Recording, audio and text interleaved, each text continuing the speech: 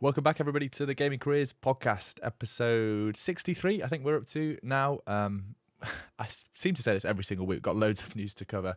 We didn't do a show last week, and since then, TwitchCon EU has happened in Amsterdam. Neither Ben or I went, but there's plenty of news that's come out now from that. So we'll be covering all the Twitch updates, but there's also updates from YouTube, updates from Facebook, TikTok, Instagram, Discord. I think all the different platforms, as well as some streamer updates as well. So to get us through all of that, of course, I'm going to be joined, as I always am, by my wonderful co-host, Ben Green, over in the States. Ben, how are you? How was your week? Are you still suffering from heat, or have you gotten past that now? Well, I'm still having some heat, but over here in the US, Pete, we are actually somewhat equipped to deal with the heat. Like, it's warm, but I have AC. But if you guys don't know, the reason we canceled last week is because Pete over there was in ridiculous. I don't even. What was the temperature for you over there, Pete, last week? I heard it was record breaking.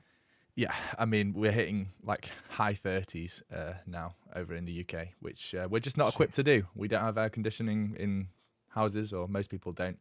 I purchased a pretty good fan last year, which got me through most of the nights. But yeah, doing an evening podcast with like lights on and blind shut was a recipe to probably pass out on stream. And I don't think anybody wanted to see that, or maybe they did.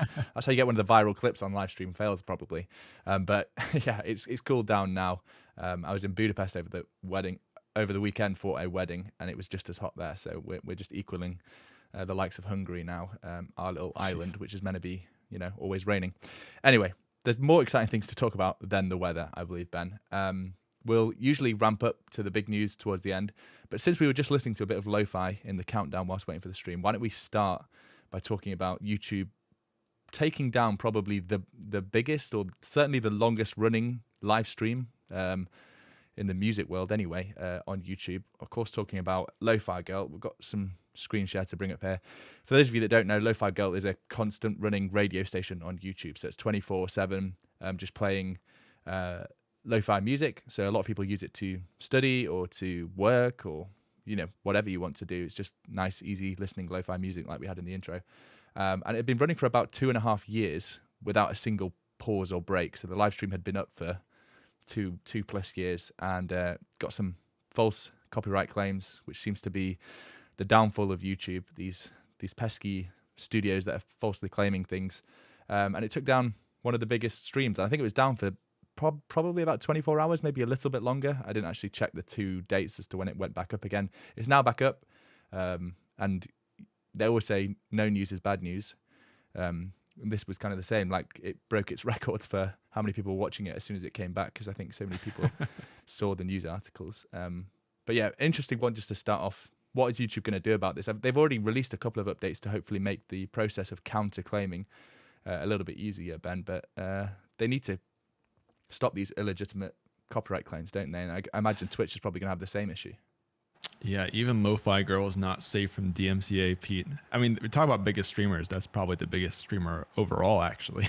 Ludwig and Valkyrie and everybody else has nothing on Lo-Fi Girl. But it's just kind of a funny story. I'm glad they got it back after 48 hours up, and I imagine that Lo-Fi Girl will be streaming until the end of time, unless YouTube goes down or something.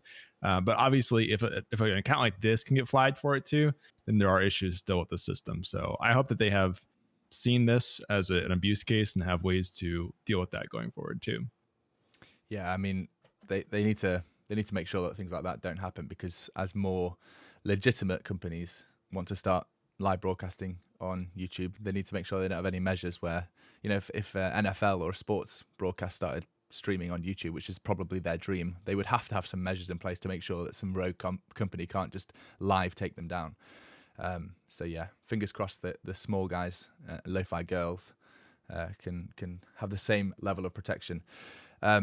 Also, in terms of pretty interesting updates, Discord has partnered with Xbox, or maybe not partnered with them, but they have integrated Discord voice directly into Xbox now, which is kind of strange, because wasn't the news like 6 months ago that PlayStation and Discord had reached an agreement to make sure that they weren't getting bought out by Microsoft, and now they've ended up prioritizing the Microsoft games console in Xbox. But yeah, just to briefly go over, this is exactly as it sounds. You can now use Discord from Xbox, or if you can't right now, you very shortly will be able to. So you just need to connect your two Xbox and Discord accounts, and you can even transfer calls from your phone or from your computer to the Xbox without losing connection, which is pretty cool. So, if you have mates that play certain games on Xbox and certain games on PC, you can hopefully never drop from the call. And I think Xbox voice chat has been pretty bad from what I've heard. Again, neither of us are console streamers, but certainly Discord integrating all of that and being able to game and chat with your friends no matter what platform you're on, I imagine that's a big plus for anyone that is a console gamer. Yeah, I'm super excited about this personally because I play with a lot of friends who are on Xbox, and I use the Xbox voice pretty regularly because you can use that on PC with people on console, but it's not the best, and Discord has way more controls for audio quality and voice limits and things like that for thresholds. So I hope this comes out pretty soon. I think they said it's open to some insiders right now, which is like Xbox's exclusive program for the big fans. But I imagine it'll roll out slowly throughout the rest of this year.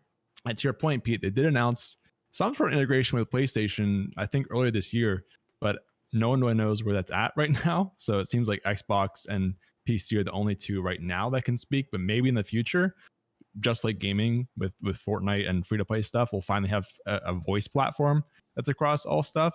I mean, that'd be pretty cool, honestly, if you could do that across PC, PlayStation, and Xbox, all on Discord in the future.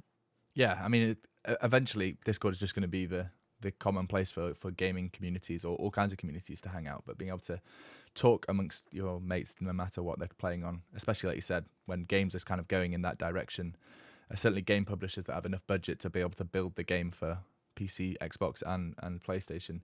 It's nice that you can link it up all with Discord now as well, and smart move from them because they want to keep growing and opening up their app to people that don't use a PC or a Mac is more people that can use Discord services. So yeah, definitely wanted to cover that. What else do we have in small little bits of news? Instagram deciding that now any video that you post will be a reel. So they're forcing reels down your throat whether you like it or not. This tweet basically shows the update that some people are seeing where video posts are now shared as reels. I don't think previous videos count as reels, but anything new that you post will directly become a reel.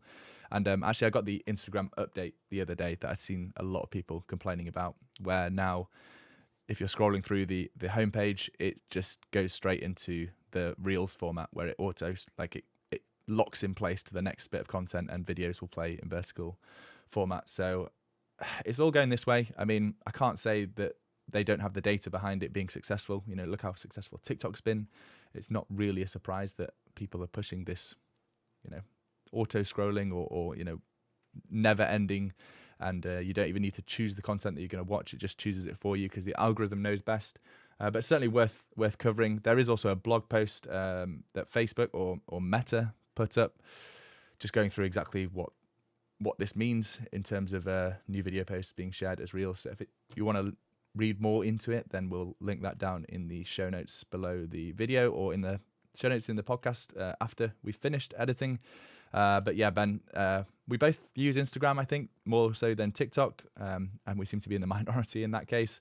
But yeah, it does seem like everything is trending towards that same direction, doesn't it?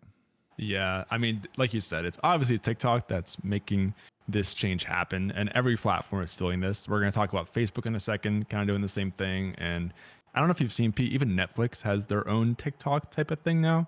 So everybody's trying to get in on that format because TikTok's doing so well. I can't really blame Instagram for that, although I will say it does kind of stink that Instagram is moving away from just photos, it seems like, to really focus on video. I think we talked about how on internally they were saying they're more of a video app now. They want to go that way versus photos. And so I personally am a little sad to see it move away from the photo app because nothing else really does that quite the same. But at the same time, I mean, from a business perspective, I get why they want to go into TikTok space because there's just so much value there right now and so much attention. That's why I kind of like how Twitter has just remained as the place where you put down 240 characters. I know things have changed over time and they've tried to push new features, but they haven't tried to be the same as TikTok or really introduce any of those features in a big way. And they're just happy being the place that people stay and do that one thing, which is sharing their thoughts through text. But speaking of TikTok, there's also been an update that we've seen on TikTok. This one is quite a cool one, where you can, very soon, they'll be starting to auto caption your videos, but not only auto caption them, also generate subtitles in various different languages. So it will translate the subtitles effectively into different languages. And the languages they put down here, or the initial batch of languages, is English, Portuguese, German, Indonesian, Italian, Korean, Mandarin, Spanish, and Turkish.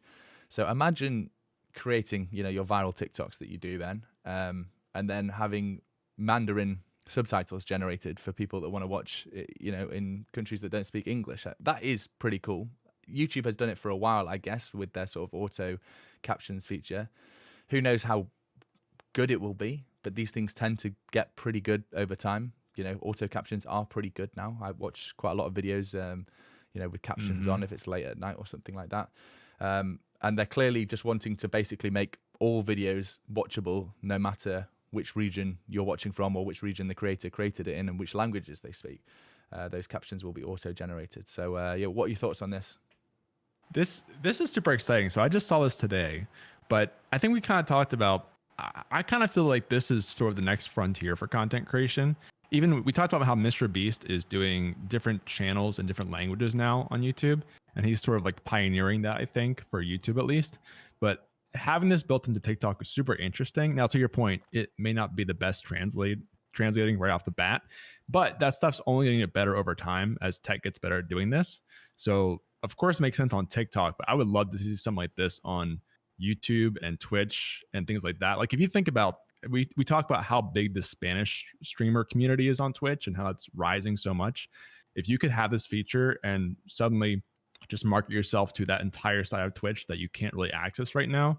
Same thing with other platforms too. That's a huge growth in audience potential. So I don't think you'll ever quite appeal to that audience quite the same if you can't speak it, of course, but translating with captions is a huge step to that. And I know, to your point, I've watched a lot of videos that are not in English that have decent captions, or even just some videos that kind of transcend language. So this is just one more step in that direction, I think. So I'm pretty excited.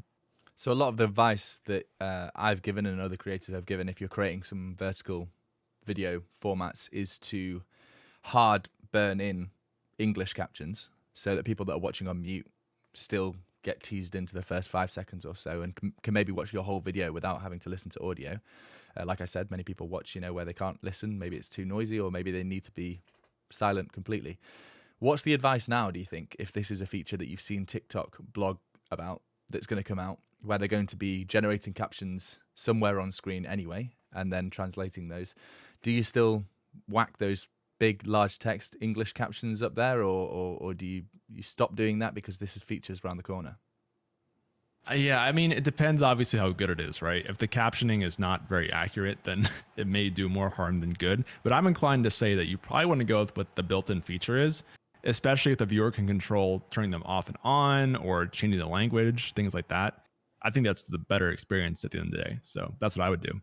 I think what I would do is I'd read through this blog post and I'd find the little screenshots that they have and see exactly where they're putting the captions, and maybe just continue writing big captions for now and just making sure that either it does or it doesn't overlap, whichever way you want to go. But make sure that the captions, when they do get added, are visible, and then you don't have to re-record all your content. But TikTok content, it's so short and quick and easy to make, they say anyway, that maybe you just make it again when the TikTok captions come out.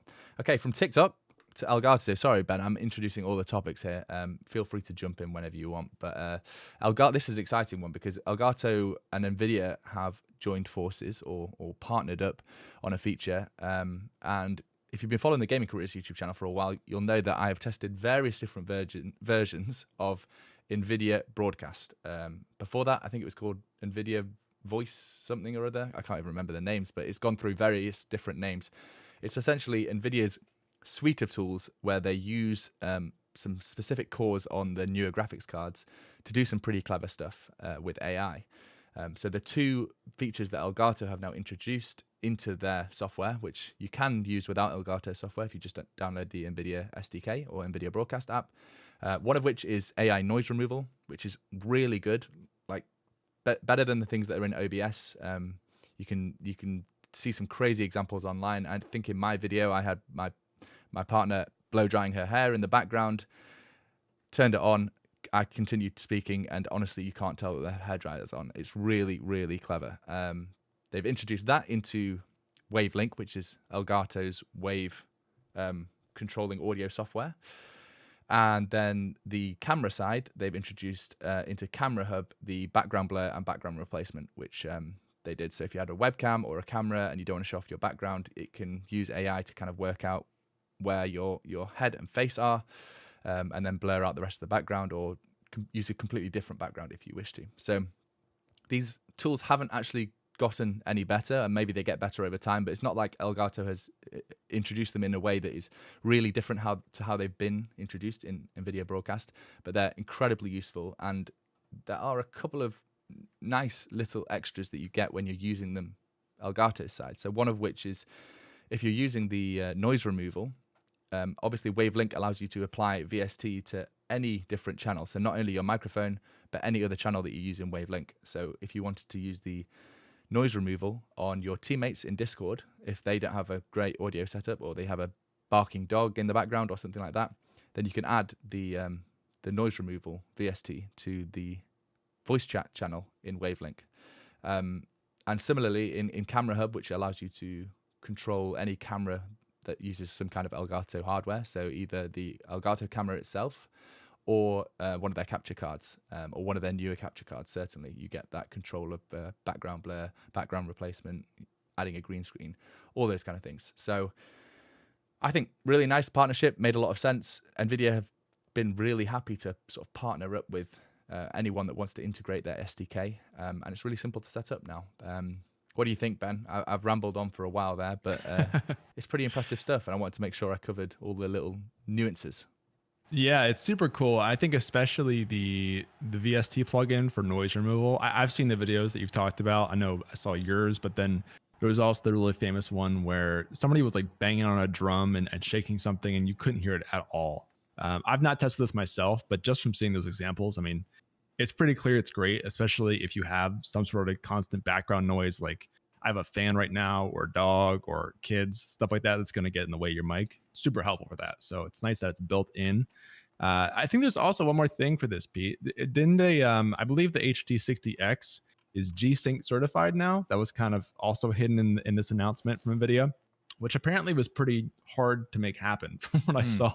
I guess they have pretty rigorous testing to get that certification. So definitely props to Elgato for that, because G-Sync is huge. If you've never had that experience before, or had an issue where you can't really get that consistent frame rate, G-Sync makes a huge difference. So very cool to see if you use that capture card.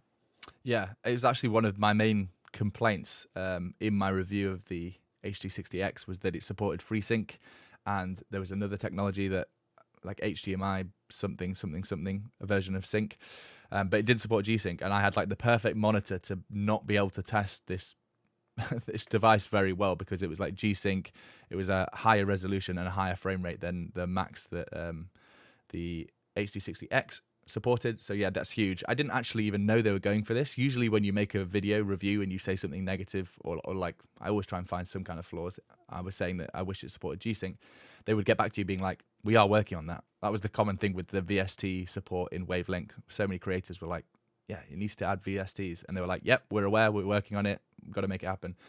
This apparently was just a really lengthy testing and approval process to be able to say that it's NVIDIA G-Sync supported. So it didn't even cross my mind that these two things were linked because of NVIDIA. Maybe there's like some partnership that needed to happen to make sure that NVIDIA G-Sync was supported, or some special firmware that has been helped develop by NVIDIA. I don't know, but this really does cement this as the best external capture card now. I don't think anything matches it. The fact that you're not going to get any screen tearing, either for yourself or for your stream, running at these high frame rates or high resolutions, or even HDR and all those kind of things. It's a great capture card, and exciting to see where they keep pushing things. So that is Elgato's partnership with NVIDIA. I think we can move on to the big platforms. And with the big platforms, we always start with the smallest, which is Facebook. Facebook updates. We've talked about this update, I feel like 4 or 5 times, but it's the first time that it's not just written in text. We've actually got an image, or even sort of a GIF video as to how it's going to work. For the audio listeners, we are talking about the clips to Reels feature. So being able to turn your YouTube gaming clips from your live stream directly into Reels for Facebook or for Instagram, just in the browser without any need of any additional software. And going through the screenshots and this little video, which I hope doesn't have any sound, it seems exactly like a lot of the services that we've been seeing online, doesn't it, Ben? Those services where you sort of position where your webcam is and where your gameplay is in the frame, and it spits out a preview as to what the vertical video format will look like. And it doesn't look super customizable right now. I would say the plenty of different online apps that we've seen probably offer a bit more customizability, but this is going to be free. This is going to be available, completely to Facebook gaming streamers, and it's probably going to get a lot better over time. So nice to actually be able to see what the feature looks like for once after we've talked about it for a couple of months.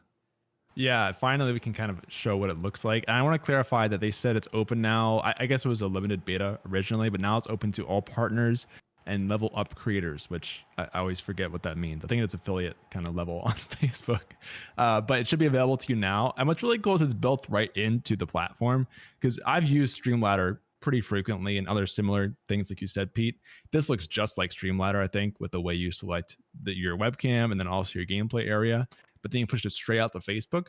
The one thing I couldn't confirm is I don't see anything in this post about, oh, it does say Instagram actually. So yeah, I guess you can confirm now it's on both Instagram and Facebook with Reels, which is big, especially because we just talked about how Instagram's really focusing on Reels. So if you can take your Facebook stream and just instantly push that out as a clip onto Instagram Reels, that's pretty nice. And I think that's probably, like in my opinion, this is one of the big features that Facebook has over YouTube and Twitch, because we don't really have that same kind of experience in those. I think maybe you could do it on YouTube with some workarounds, but nothing like this at all is on Twitch. And it's huge just for discoverability, which is one of the big issues on both those platforms, really.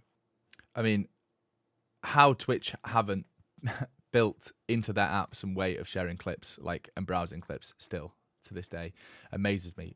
And if they are building that, it's definitely going to be vertical. So they'll be building a tool like this as well. YouTube, I think, almost definitely going to be building this tool. I think they've even mentioned, maybe it was in Fuzz's end of year when he was talking about what was coming in 2022. I'm sure he said that there was going to be some direct ways of turning clips into shorts, YouTube Shorts, which is their version of Reels. They've all got different names. We'll get there eventually. I need to get it tattooed or posted up here, all the names. But yeah, I think it is the first really unique feature, and keen to see people use it. As we said, looks really basic. You have to kind of use a square or rectangular webcam. There's no, option to circle webcam, or if you use a really strange webcam mask or anything like that. And some of the more advanced tools allow you to blur the backgrounds if you want to crop in your footage a little bit. And maybe we'll see the ability to add music and all those kind of things come in the future. I'd be surprised if that's not going to be the way. But it's nice that we're getting to the point now where a lot of gaming creators and streamers won't need to necessarily own software like Premiere Pro or really advanced video editing software, as these browser-based video editors become better and more specific for the creators that are using them. I think that's it for Facebook, unless I'm mistaken, Ben. We can move on to some YouTube news. And the main starting point for that is that the head of gaming, not Fwiz, but the person that took over from Fwiz, Lester, @Chen on Twitter, is also leaving. I know time does fly, especially when we're doing one of these podcasts every week. But how recently did Fwiz leave? I feel like that was this year. Was it last year? It was January this year. I checked it. So it's only been 6 months since Chen took over, and now he's gone as well, which is not great for the platform. Now it's weird because YouTube's been kind of exploding this year, right? And both Fwiz and Chen were outspoken about the new features and how to push them to make them happen. But then they left pretty frequently, pretty quickly after those happened. So I'm not sure exactly why that is the case. I know I think they both announced new jobs the day after they left YouTube. So they definitely had good offers coming in from other places. But it's really interesting that position is having so much fluctuation. I couldn't find anything about who's replacing Chen as the next head of gaming in the order there, but it'll be interesting to see who comes in there next, because that role has historically been kind of the face of YouTube gaming next to Susan. So I hope that whoever comes there next does the same thing that Fwiz and Chen did. and hopefully stays a little bit longer, because it sucks to kind of build that relationship with that person as the face, and then they leave very quickly after they do that, because then you can't really maintain that connection with someone for that long. So I don't know, Pete, what are your thoughts on this? Yeah, I mean, it's worth pointing out that Shen or Chen, I apologize, Lester, I can pronounce that, has been there for a while. So he worked with Ryan in the YouTube gaming team for a while before taking the reins. So it's not like he took over, he joined in January and now has left, 6 or 7 months later. But he certainly has left that role relatively quickly. And it'd be interesting to see who takes over. I really hope that it's not, these two things aren't connected, and it's not a really bad job or getting loads of pressure from the C-level executives. And actually it's a fun job, and we're going to see somebody great do it and continue to really invest in the platform.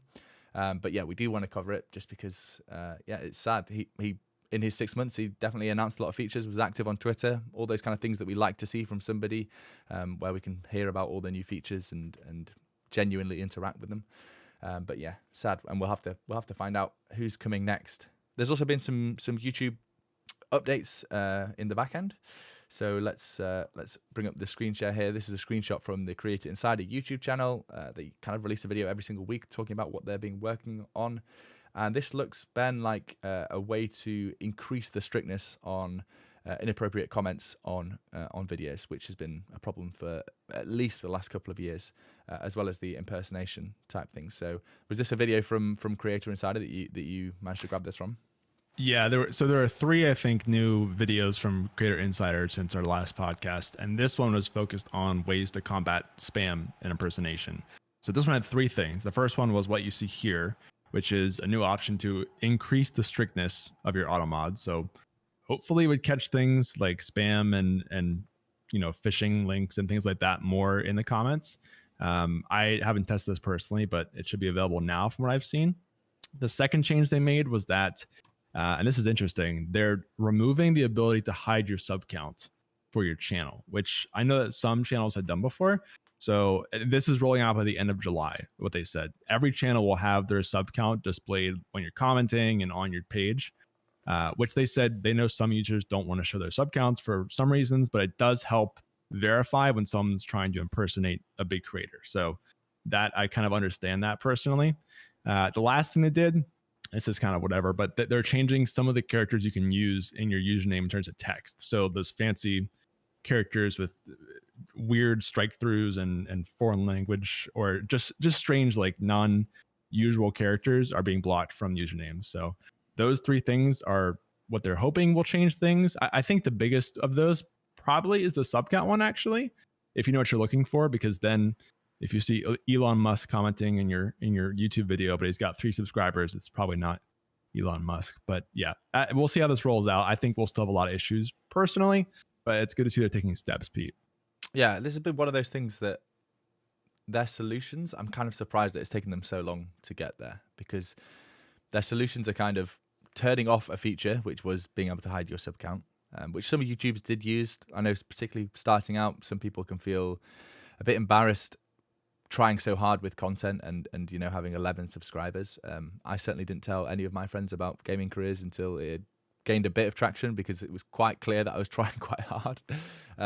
But they're removing that. So that's an easy feature for them to implement, because it's literally taking a feature away. And the other one is removing special characters. So both of these are key to reducing that impersonation spam that we see on channels. I actually finally got some on my channel. I was like, this is validating. I'm still relevant. People want to impersonate me and pretend that they're doing giveaways. But yeah, they're both necessary, but they're both kind of, I would have thought, easy fixes that they could have done 6 months ago, a year ago, when this really started cropping up. And much larger YouTubers like MKBHD, Linus Tech Tips, they've been struggling with this for ages. People legitimately getting scammed because they think that they've won a giveaway or something like that. We also had a comment from Samir saying, let's bring it up on screen. I've been testing the increased strictness on my channel, and it has been doing a better but not perfect job. And I think that's probably what I would expect. It's going to improve things. It's probably not going to solve things, but they're aware of it. They're working on it. And half of the battle is just knowing that the platform that we use is aware of the problem and actually taking steps to try and fix it. So yeah, good changes on my end. Some people will be sad about having to show their sub count, but at the end of the day, it doesn't really matter. Just keep making content and your sub count should grow along with it. We've got more from YouTube though. Susan also, and I think this was a Creator Insider video, has tweeted out about the new Shopify integration. So for those of you that don't know what Shopify is, it's a way of being able to make a website and sell things online. Is probably the easiest way of being able to describe it. Quite commonly, people use it to sell clothing, but literally, if you went on Shopify and looked at their list of clients, it's absolutely massive, the number of people that use their platform. Some really big companies use Shopify just because of how easy it is to set up a good-looking website and then connect all the things in the back end that need to happen when an order gets placed. The people start making the product if it's custom or bespoke, all of that stuff. But on the YouTube side, why they've partnered is to be able to, we've got the blog post here as well, directly link products that you're selling or talking about in the YouTube video. So they've got a couple of screenshots here of watching a YouTube video from the app of some makeup products and how exactly that would look. Basically, it's going to make affiliate links, I think, super powered as long as they're on Shopify in some way. And maybe it's going to make it much more likely that people purchase products that are talked about in videos. It's certainly going to make it much easier for the end user to be able to find and browse products, but it's just on Shopify, so it's not like they're partnering with Amazon, and we're probably not going to see YouTube and Amazon make too many connections. But what are your thoughts on this, Ben? I don't sell any merch or anything like that in the description below my videos, but sometimes I do, talk about new products that have come out. I don't think any of them are being sold through Shopify, but maybe they will in the future. Yeah, this one's super interesting. I feel like it has a lot of potential for what creators could do to sell merch, but also stuff beyond that. Because to your point, Shopify covers a lot of different stuff in terms of what you can sell. I think it's also kind of a move for brands. So if brands want to come on YouTube and make videos, but also sell their stuff, they can do it more easily now. But it's really interesting for the creator, especially. I feel like this is something that we'll see people slowly adopt. And I imagine there'll be some really great videos out there from people on how to take advantage of this if you are a creator. It's also interesting because I believe that didn't YouTube have some sort of pushback on like Patreon stuff before, Pete, for ways to give money to the creator. And so like maybe this is their way of doing it instead of if you want to do merch, like this is the avenue they want you to do it through. I just thought that was really interesting, and we'll see kind of what people will do with it, but it's pretty cool to see them push this through. I mean, it makes a lot of sense. Basically, if you're a YouTuber that's starting to build a product, whatever that product is, it's going to make sense to do that through Shopify because it's going to make the integration so much better. So if you're selling, your own brand of makeup or a note-taking journal or whatever it is, if you're building a website to sell that product, it makes sense to do it through Shopify just purely because of this YouTube integration that's coming in the future. That's the main thing I see. It still remains to be seen as to whether, if it's not your product or anything to do with you, but you're still recommending it, and what kind of affiliate income you might get for recommending people click through and buy that product. So all that's probably going to come in the future, but certainly one worth keeping an eye on because, like we said, Shopify's huge. So many websites use it. You wouldn't know because of the number of different custom styles that you can do. But the platform itself is absolutely massive. And I think, is that it for YouTube? We've got one more Creator Insider video. So I'll just bring up the channel here to show. But there is a video specifically, the latest video, talking about how they are adding bold, italic, and strike through into video descriptions.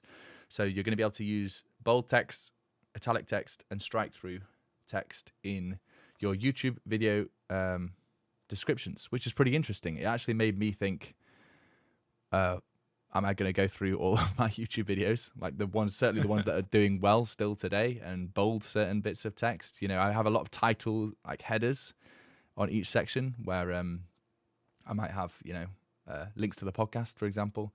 Am I going to bold them? Am I going to put them in italics so they stand out easier? I'm going to wait until a bigger YouTube does it, and then I'm just going to copy their layout like like I usually do. But yeah, pretty interesting. That's again I don't think the description has changed massively, probably since they allowed you to add 3 hashtag tags that show just directly below the video. So it's been a long time since we've seen a change to it. So it seems strange that they're bringing it in now, but they're still working on descriptions. I thought that was the kind of thing that might go away, kind of like tags have gone away as well. But they're still encouraging people to use descriptions to stuff links and all kinds of notes. And we've seen in previous weeks they are adding the corrections feature in the descriptions, where you could sort of correct little bits of your YouTube videos. So yeah, it's still relevant. What do you think? Is it going to be abused? Bold text everywhere now. Special characters are going to appear in the description rather than the commenters' usernames. I'm just going to bold italic my entire description so people see it, all caps, the YouTube style. No, this is kind of cool. I think personally, this is the one that seems the smallest of all the YouTube updates. It's just a small thing for descriptions, but it's kind of interesting to hear that you're pretty excited about it. I think to your point, it does have some nice features. If you want to, like somebody in chat, I think said you could make the headers stand out a bit more, which is true. If you want to format your descriptions a bit more, that's kind of nice and just have some more options. I feel like there was maybe ways to get around this sort of in the past. Like people used emojis a lot in descriptions for categories and things like that. But if it's built in and you don't have to go kind of hack your way into a nice looking format, then pretty nice. I'll definitely use it going forward too. Right, shall we move on to some Twitch stuff then? There's quite a few updates. Obviously, we said we had TwitchCon, so there's some things discussed there, but even some things that have come out right as we were planning this podcast that we want to cover. Nothing huge, but some certainly good updates, I think, all around. Let's start with a nice and small one that literally came out as we were getting ready to start the podcast. Pinned channels looks like it's going to be a thing. Our friend Zach, who's always first to get all the Twitch news, has found or taken a screenshot himself of the ability to be able to add. This isn't a very good screenshot actually for this. Let's see if I can zoom out. I can't really. Anyway, up here in the top left, where you can sort of see half in the screenshot for the people that are watching, there's the ability to add 3 different channels to your pinned channels. So rather than just seeing a long list of recommended channels or channels that you follow, you're going to be able to pin your favorites to the top, so you can see if they're live or not live, rather than having to go down via viewership. Don't know if there's really loads to say here, Ben. What's your thoughts? The ability to pin things is going to come up again, so it's clearly something that Twitch have researched and thought that is useful. But pin channels on your homepage, or on any page you're browsing actually, since that left-hand column is always there. That's pretty cool. Yeah, I think this is super nice. And to your point, it just got announced, but you can essentially just have 3 channels that you want to keep tabs on at the top of your list on the left side sidebar. So it's pretty cool, especially if you kind of stick around a couple channels, or maybe there's a streamer or 2 that you will always go watch if they're live in your priority order. And to your point, Pete, it's not sorted by viewership, so you can have those people prioritized there. So I would definitely use this when it comes out. I think Zach said it's rolled out to about 20% of users. I'm not sure where he got that number. I didn't see it on the accounts I've used for Twitch. I don't think you had it either. But if anybody here in chat has access, I'd love to hear if you do, because it seems pretty interesting. Even better than that, Ben. If anybody has access, so everyone go and check your Twitch pages now. See if you have access. Go and pin Benjamin Green. What's right. Your Twitch channel? Is there an underscore in there? Have you got no the underscore? No underscore on that. He's got the actual one. Okay, so at Benjamin Green, go and pin it, screenshot it, tweet it, and tag us both on Twitter, or add it to your Instagram story, and tag us so that we see it, and then we'll reshare it to show that you're following Proof. and you're pinning the greatest creator on Twitch. Yeah, pretty cool update. There's also the big update I think most people were talking about before we went live, sort of in our 10-minute countdown, that people were pretty excited about, was the lower payout minimum.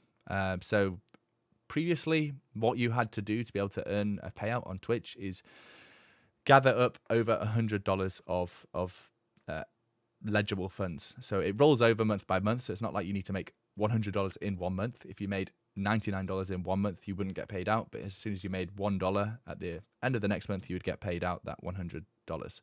And they've halved it. They've lowered it down from $100 to $50. This isn't for all the different payout options, so let's just clarify that really quickly. I've got it down in here in my notes rather than in the blog. But the payout options that the new $50 limit applies to is ACH, eCheck, PayPal, and check, but not wire transfer. And that is because wire transfer, there are fees involved that Twitch have to pay, and obviously the fees don't make sense for them at $50. So that will remain at $100. And this is starting July the 15th, so that has already started 10 days ago. and it's available in Argentina, Italy, Japan, Mexico, Spain, and Taiwan. So quite an interesting list of countries to start. We're used to seeing North America, Canada, UK being early on in the lists, but that should be coming around pretty soon. They're obviously rolling out slowly to make sure that it works, but lots of people really excited about this, and rightly so. Being, if you're a creator that, let's say, makes $55 every single month through subs and bits and things like that, being able to get paid consistently every single month now, rather than having to get nothing for a month and then 100 for a month, is a big difference. It can make a difference to, even you paying your internet bill, which is what everybody spends all their money on as a Twitch creator anyway. So yeah, really nice. I don't think anybody can have a negative about this, maybe apart from their country hasn't been included on the rollout. The last thing to mention, I guess, is that it's available to both partners and affiliates, so it's not just something that's going partner first. But Ben, are you excited about this one? Yeah, this is really good. And honestly, there's not really a downside to this. If you're a creator, it just means you get money faster, hopefully.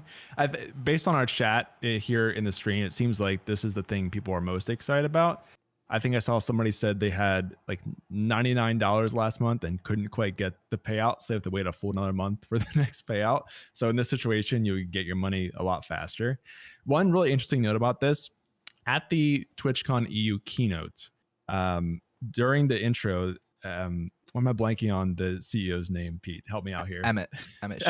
Sorry, Emmett gave the keynote for TwitchCon EU, and he said with this that they want to get it to be even faster. He said potentially to be like within the next day or the same day that you're streaming to get that in your bank account. So that seems super aspirational to me, but it's kind of cool to hear them say that, and of course, we'll have to see them back it up when that happens. But theoretically, we'll see more changes of this in the future where it'll be like $25, or maybe the turnaround time will be half a month or a week or something instead of being as long as it is. So that's really big if you are a streamer and trying to go full time or trying to get some of your revenue from streams. I think this can be a really big thing in the future, but great start to it for sure. Exactly. Honestly, Twitch has been knocking it out the park recently. I think they've been rolling out some really, really good features, and it's good to see things like this that they probably don't help Twitch make any more profit. They probably, if anything, cost them a little bit of money, but they're rolling it out because it's good for creators. So big thumbs up for that. Do you want to introduce one? Why don't you introduce the Twitch charity? We half discussed this, didn't we? Maybe in the last pod because it had been leaked, but now actually an actual blog post from Twitch. So we've got some more details to share.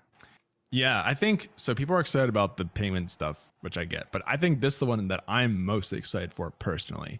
So to your point, we talked about the Twitch charity stuff last episode. There were some leaks, but now it's been officially announced in a beta, which is Twitch's way of integrating charity directly into the platform. So you'll hopefully no longer need to go to a Tiltify or PayPal, please don't do that, or other sources for charity donations. You can just bake it right into your stream.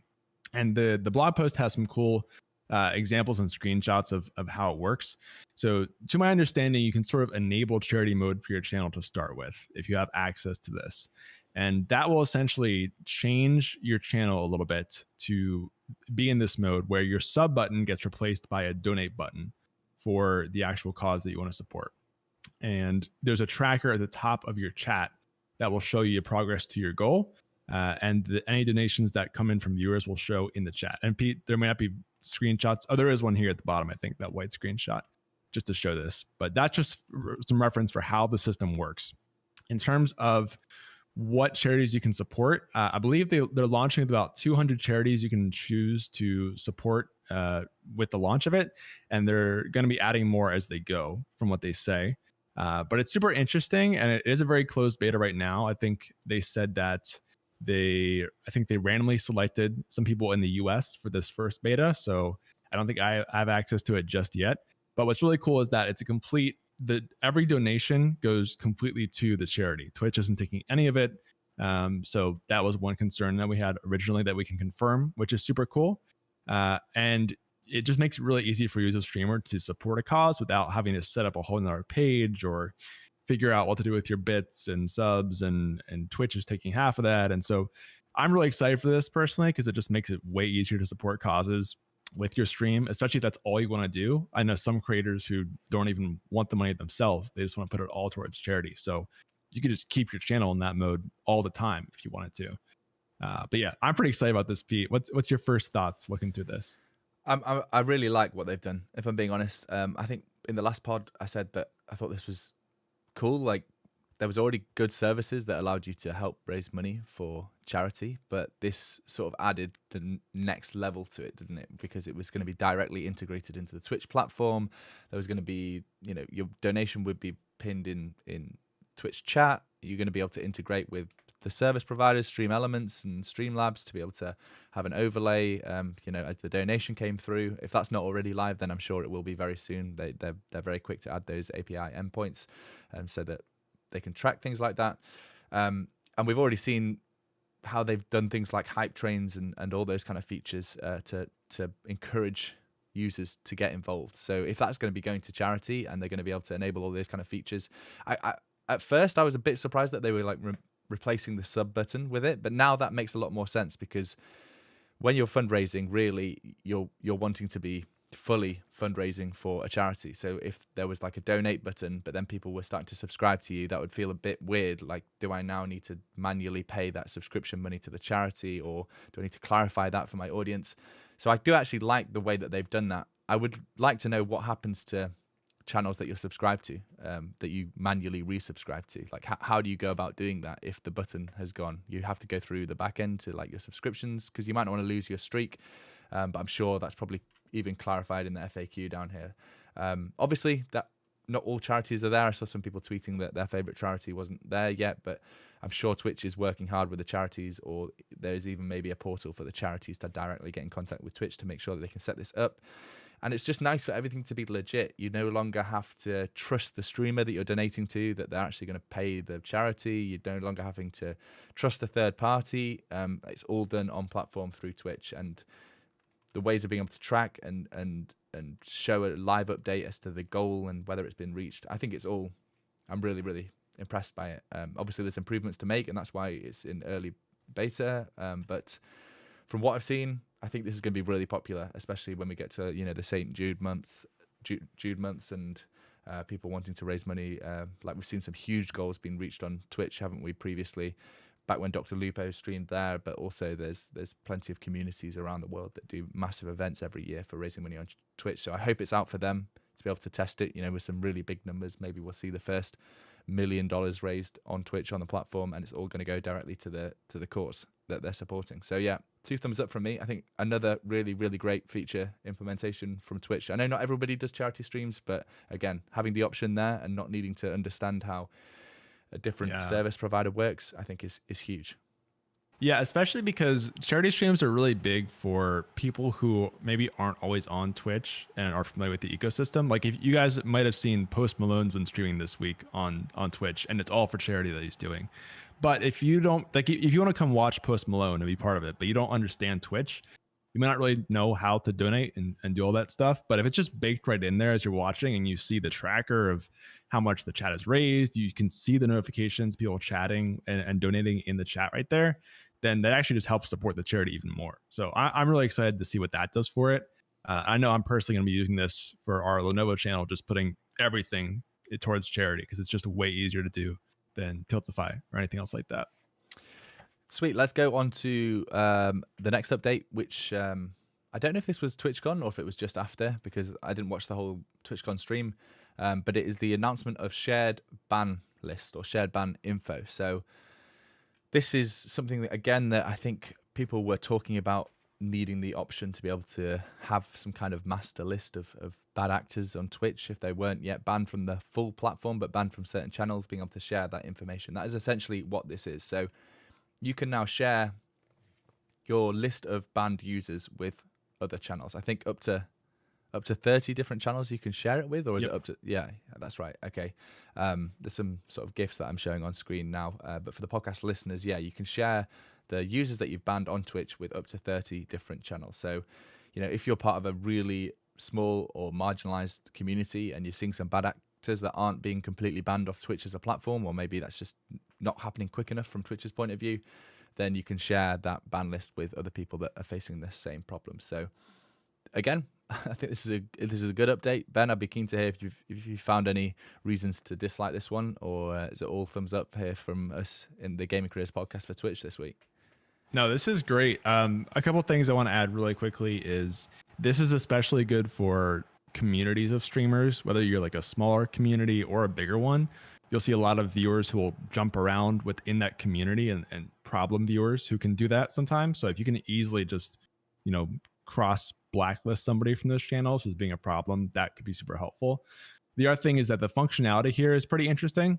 They give you two options of how it works. One is, so it'll flag a user by default. If you share a channel, like say Pete and I share a channel and Pete flags a user or bans a user, then in my channel, that user could either be marked as like a suspicious user to watch out for when I see him in chat, or I can just have him outright banned the instant Pete bans him in his channel. So I think that's pretty cool. Like if you personally have more relaxed stance and you want to give somebody a chance when they come into your channel and see if they do the same thing, or if you just want to be really harsh and say, if Pete doesn't trust them, I don't trust them, then they're gone.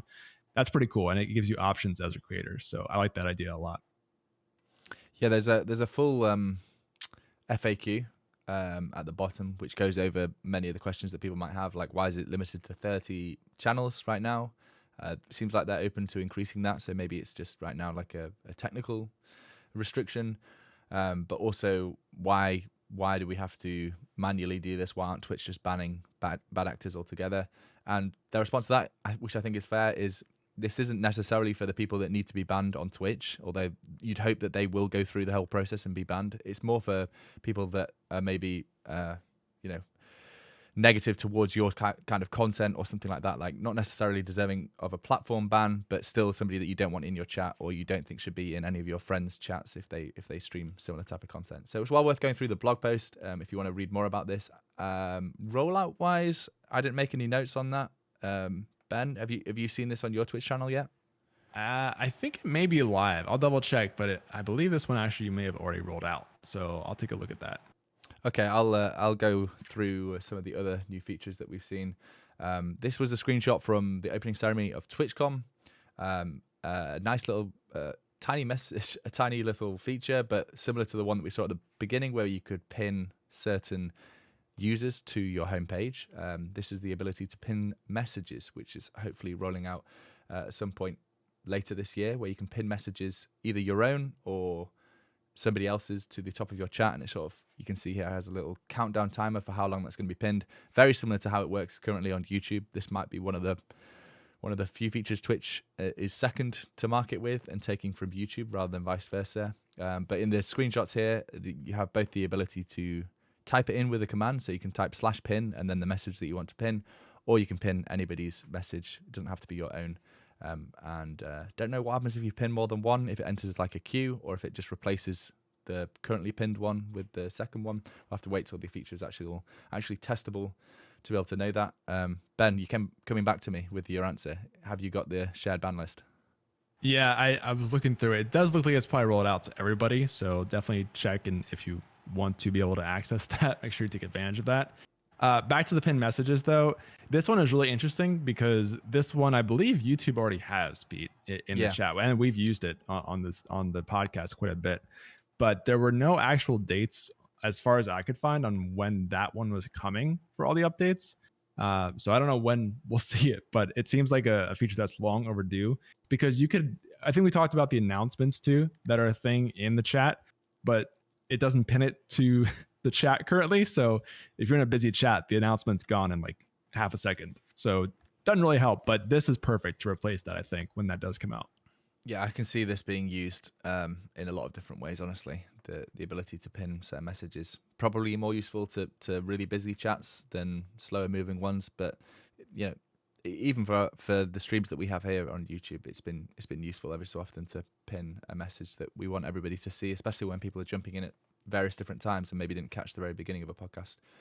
Another screenshot, I believe, from TwitchCon, showing some new options for raid controls. So this has been something that I think Twitch are starting to do a really good job on, which is giving the streamer customized options to really choose how to moderate their chat or how to allow people to interact with their channel.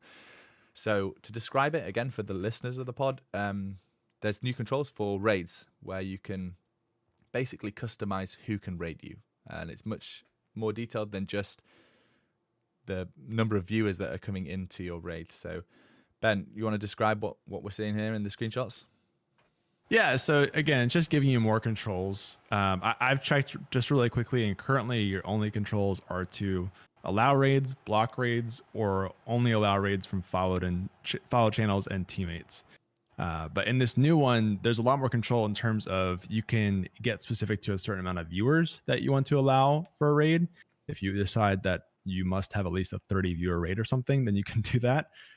You can also specify, the options are my teammates, so on your Twitch team, if you have one, channels that I follow, channels on my auto host list, my subscribers, any affiliate channel, and any partnered channel. So again, I think this is probably put in place to help with some of the hate raids that we talked about a while ago, Pete, which are still ongoing in some cases. So it's nice to have more controls over that. I imagine that the viewer one in particular might be useful for really big channels where, sometimes you get viewers who are doing 1 viewer, 2 viewer raids, just sort of spam up the notifications and things like that. So it could be nice if you want to have more control over that in that situation too. But yeah, I mean, I'll never complain about more controls for this kind of thing personally. Yeah, there was already, if you use Streamlabs or Stream Elements, you already had some control over the alerts for raids that, it would only be over a certain number. But because it also posts in Twitch chat, I believe, like having the control directly on Twitch now as to who can actually raid you with a view account is useful. It's also worth mentioning all those options that Ben just listed off, my teammates channel I follow, channel on my auto host list. It seems that you can check and uncheck as many as you want. So you can sort of combine it to be completely customized to your own channel. So if you want channels that you follow to be able to raid you, and also any partnered channel, then you can check those 2 boxes. It's not like you have to just select one of those. We're really running on with the podcast. We're going to hit a full hour here. Let's just quickly cover the last 2 updates that we saw. Zach has found an update for the new community intro feature. I did quickly check this before I went live. I didn't actually have it yet, so I don't know if this is rolling out or if you have it live, or maybe it was North America first. But this is a way to be able to, as a streamer, give a message alongside the introduce yourself message. So probably 6 months ago, a year ago, Twitch added the feature where when a new viewer arrives in your chat, they give a little prompt saying, introduce yourself, and we'll highlight your message to the streamer because, you're a first-time viewer. Now, as a streamer, you can also add a little comment that is attached to that introduce yourself comment. So you can really directly encourage new viewers to chat with you because it's coming from you effectively, and then they sort of reply to that message and it gets highlighted for you. So it's completely customizable. You can write whatever you want. It has a 100-character limit, so it's not huge, but you can certainly encourage new viewers this way, and it doesn't look like it's coming from Twitch. It looks like it's coming from you, the streamer itself. Ben, any thoughts? And if not, then you can whack and introduce the final little update from Twitch this week. Yeah, I will just say first, kind of interesting that they're doing this, but then B, I actually do have access to it. So I guess maybe it is in the US or just rolling out to certain people. But yeah, it's in your moderation settings, actually, if you're on Twitch. So check it out and see if you have access. Kind of cool.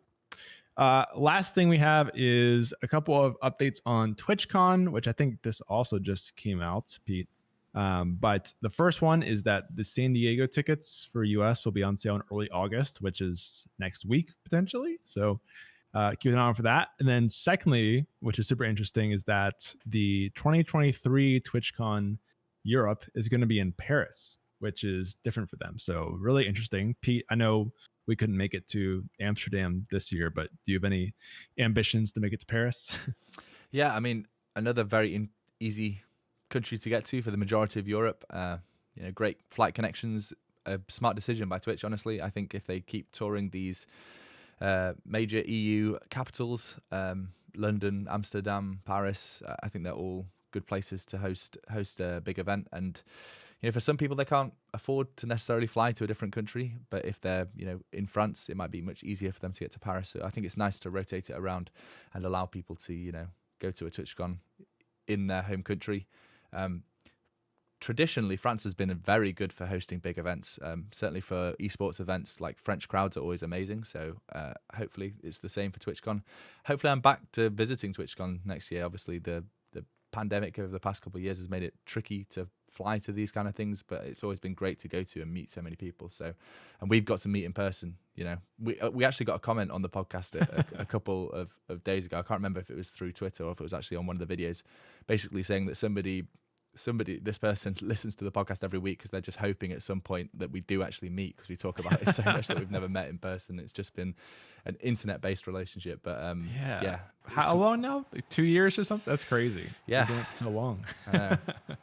I know. We just started podding together after like the 3 TwitchCons in America that I went to in a row. So we timed it awfully. But if anybody that wants to go, the San Diego tickets for this year go on sale potentially next week, and the Paris TwitchCon next year. I didn't actually write down the month.